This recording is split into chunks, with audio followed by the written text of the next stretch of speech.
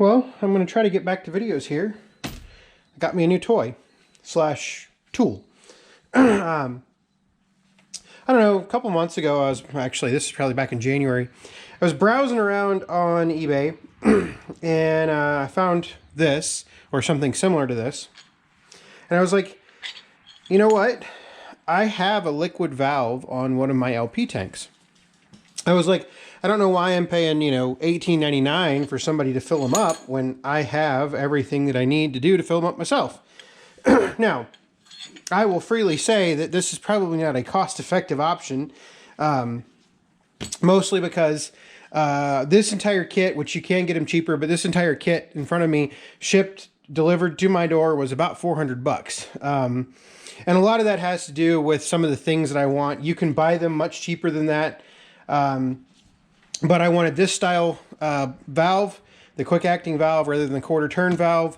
And I wanted a much more traditional filling nozzle, for lack of a better term. And I wanted a 1/2-inch hose because that was the size of outlet that I had on the tank. So this is not necessarily the cheapest version that you can get of this.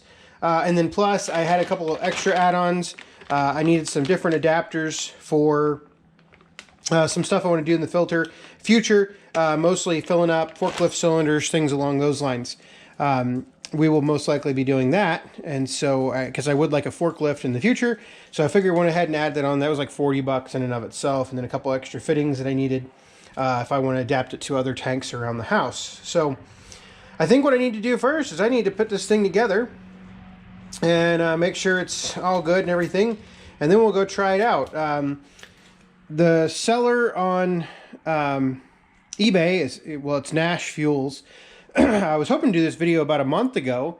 Today is the 21st of April, and this kit was supposed to be here on like March 28th or 29th. Sorry, it was supposed to ship on March 28th, 29th, and it was supposed to get here on April 4th. And it got hung up in shipping. It was dropped off at the post office, and then the post office they didn't move the package until the 18th of April, and then it got here in a couple days. So that's kind of weird. But I'm going to get this thing put together. Basically how it's going to go is you use this adapter, and then this adapter goes in here. And then you have to use the 1/2 to 1/4 adapter right there. And I'll put Teflon tape on all of this. That was included with the kit. And then this goes on there. So it looks very similar to a setup you would see at a propane fill location. And this is the quick acting valve. This primes the line. And then you got to use a screwdriver to vent your tank. And then once your tank is full, propane will come out of the tank, and you can shut everything down, bleed the system again, and you're good to go. So let me get everything put together, and we will go try it out. Apologies for the wind, that's just the way it is. So I've got everything hooked up, and I'll set you down here, and we can watch it fill up.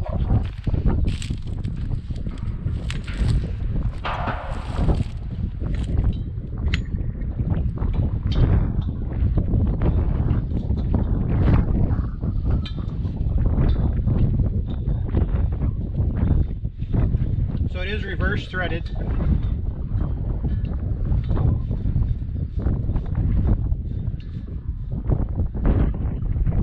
Okay, now I've already primed the line, so I'm going to turn the gas on at the tank. Like I said, the line's already primed, so I'm going to open this up. Open that valve up. This is a bone empty tank. Take and relieve the pressure.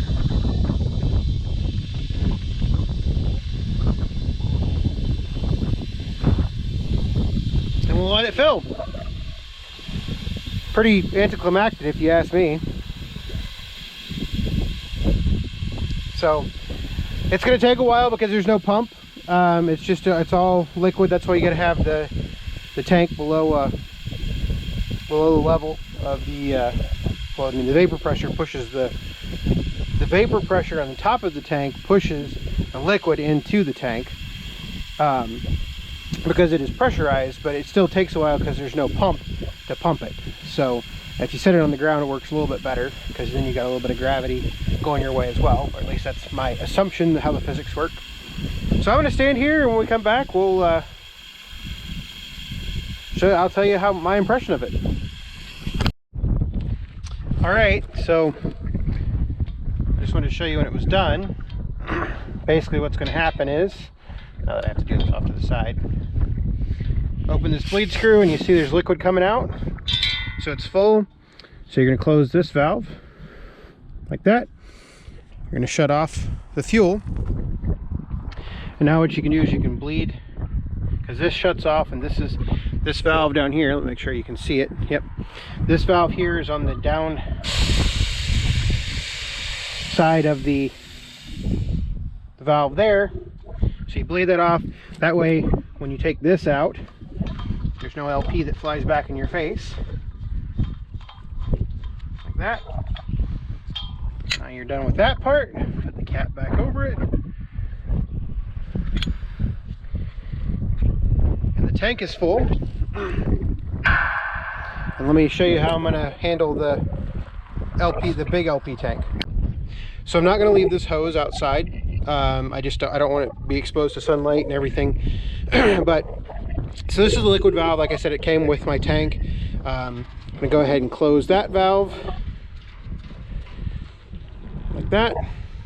And I'm going to take this hose off, and it already had this cap on it. I'm going to make sure that cap is over the top of it.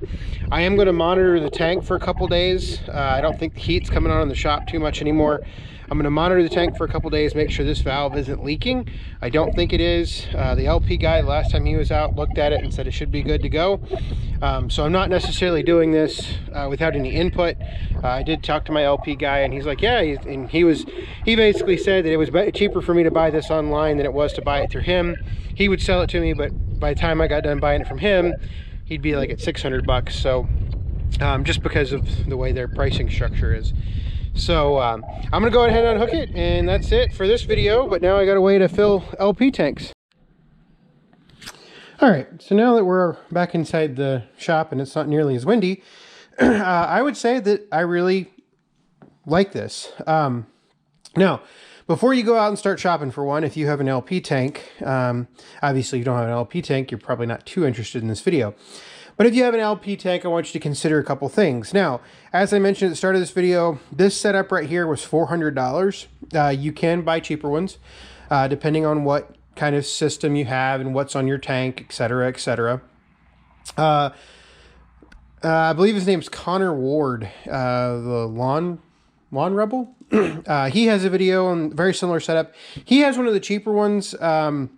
And there's absolutely nothing wrong with one of the cheaper ones, but I want to go through some math real quick. So I started off, I don't know if I'll include it in here, but LP weight is 4.24 pounds per gallon. That means a 20-pound cylinder holds 4.7 gallons of LP. Looking up in my general area, maybe it's more expensive other places, the exchange cost for a cylinder is $18.99 to $22.99 per tank, and that's within like a 50-mile radius. Just browsing around online and walking in and out of a couple stores over the last couple weeks and stuff, that's what prices I've seen. That means at $18.99, there are 4.7 gallons. That means you're paying $4.04 a gallon for LP. In the winter of 21-22, we're paying $1.55 per gallon for LP. We're on a budget billing plan, so basically we pay all year for our LP, and we go through about 1,200 gallons a year for heating. Now, in our area, LP is a pretty common way to heat your house because there's so much of it. Farmers in this area use a lot of it to dry their corn and soybeans. So we're typically, LP here is probably a little bit cheaper than most places. So we're going to say, just for fudge factor, we're going to say a rough savings of $2 a gallon instead of the $2.45. If you take that $4, we're just going to say $2 a gallon.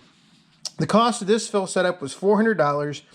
That means rough math or approximate math, we're going to need to fill 200 gallons worth of LP to make it pay for itself or 43 20-pound cylinders, 42.55, something like that. So when it comes to this, how long is it going to take you to go through 43 20-pound cylinders? Probably it's going to take us about 10 years to go through 43 20-pound cylinders. But the big thing for us, or in my situation, I want you to look out here. Do you see anywhere close? I mean, I kind of live in the middle of nowhere. I mean, obviously there's cities around. But basically to get our LP filled, or to exchange it, we have to drive about 20 miles round trip. Generally, the place where we normally get it filled, it's the cheapest. It does the $18.99. They actually have sales on Saturday for $15.99, but you got to be there between 8 and noon. And, you know, it's just, you got to remember to throw the cylinder in the bed of the truck. And this is much more convenient than just doing it here and being done with it. So I was after this for convenience, more or less, more for anything. Obviously, I will save money over time. Not like this setup requires, if I keep it out of the sunlight, etc., it will not require any more input from me than what I've already put in it.